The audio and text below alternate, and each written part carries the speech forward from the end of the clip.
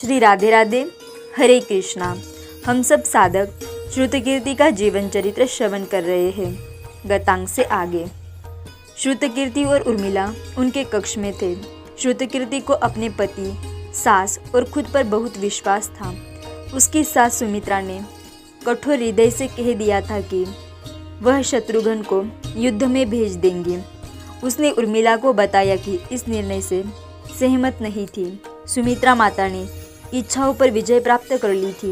वह सद्गुणों की साक्षात मूर्ति थी। वह मितभाषी और प्रसन्न चित्त थी। उनकी सेवा भावना सर्वविदित थी, जिसकी छत्र छाया में उनके पुत्र लक्ष्मण राम के और शत्रुघ्न भरत के अनुयायी बने। श्रुतकीर्ति परिस्थिति से बहुत परेशान थी, जबकि उर्मिला ने उदास या निराश होने के कोई लक्षण नहीं दिखाए। श्रुतकीर्ति ने उर्मिला को देखा, जो अब लड़की नहीं रही बल्कि एक महिला थी।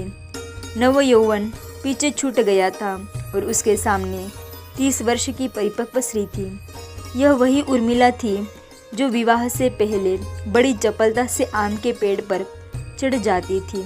उन दोनों में सबसे ऊंची टहनी पर पहुंचने की होड़ लगती। हंसी ठिठोली अल्हड़ता से पूर्ण था उनका रिश्ता। विवाह के तुरंत बाद हुई दुखद घटनाओं से आहत 2 राजवधुएं थीं। बिखरा परिवार, विरह और कौमार्य उन दोनों के साझा संताप थे। श्रुतकीर्ति शत्रुघ्न के साथ सुखी थी। चाहे आने में कितनी भी देर हो जाए, वह आकर उसे पूरा ब्यौरा देता। चाहे राजदरबार के बारे में हो या अन्य कोई मन की बात, सब कुछ एक मित्र और सलाहकार की तरह वह सुनती। यह सब महसूस करते हुए उसे उर्मिला और लक्ष्मण की जोड़ी याद आती। वे भी इसी तरह मित्रवत व्यवहार करते थे। कभी कभी उर्मिला यादों में खो जाती और हल्की सी मुस्कान उसके चेहरे पर आ जाती। उर्मिला से पूछ बैठी, उर्मी, तुम्हें लक्ष्मण भैया की चिंता नहीं हो रही? वे अक्षरशः मृत्युशैया पर लेटे हैं। उर्मिला स्मित हास्य के साथ बोली, कितना बुरा बोलती हो कीर्ति। श्रुतकीर्ति ने कहा, पर वे मूर्छित थे।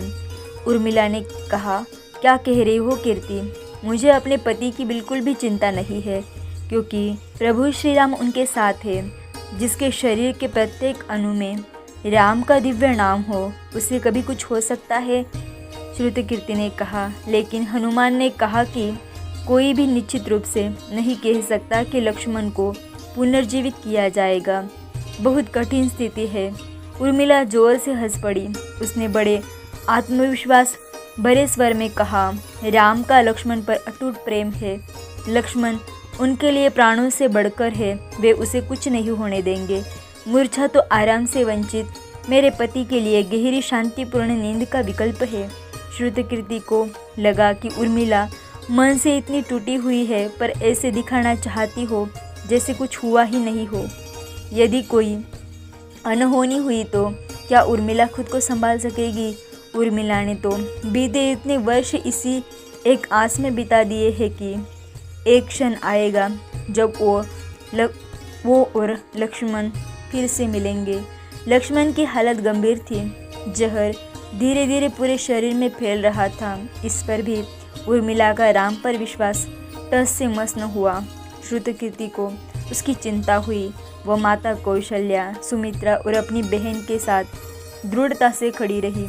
आगे की चर्चा अब हम कल श्रवण करेंगे। तब तक के लिए राधे राधे, हरे कृष्णा।